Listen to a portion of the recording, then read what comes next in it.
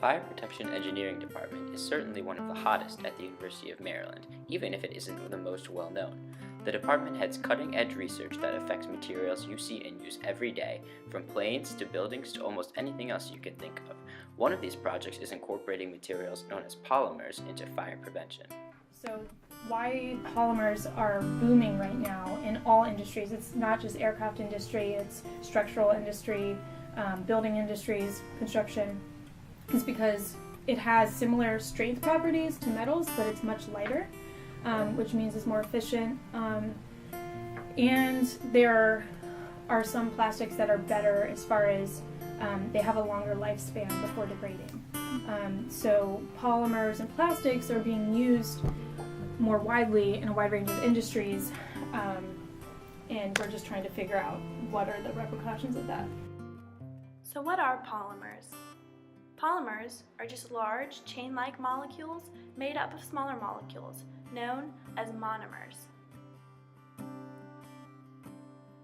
These can be naturally occurring, such as DNA and protein, or synthetic and used in the production of aircraft, household materials, and buildings. One of our big sponsors is the Federal Aviation Administration, because almost all the new aircrafts have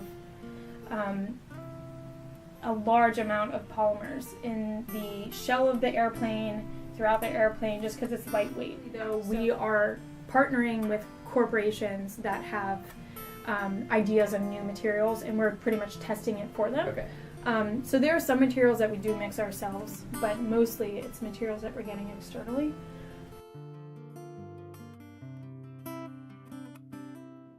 After carefully measuring the sample into the test tube containing the polymer is carefully slid into the small tube as pictured.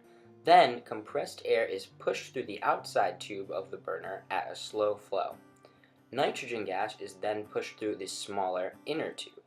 Next, the inner coil is heated to 10 degrees Celsius per second, followed by the lighting of the igniter. As volatiles begin to rise out of the test tube, the igniter will light the substance.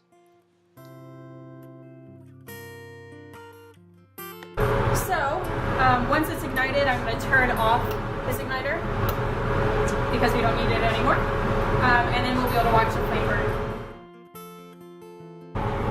So there are some volatiles you can see starting to come out. Should ignite soon. Oh wow. Okay, so it has ignited.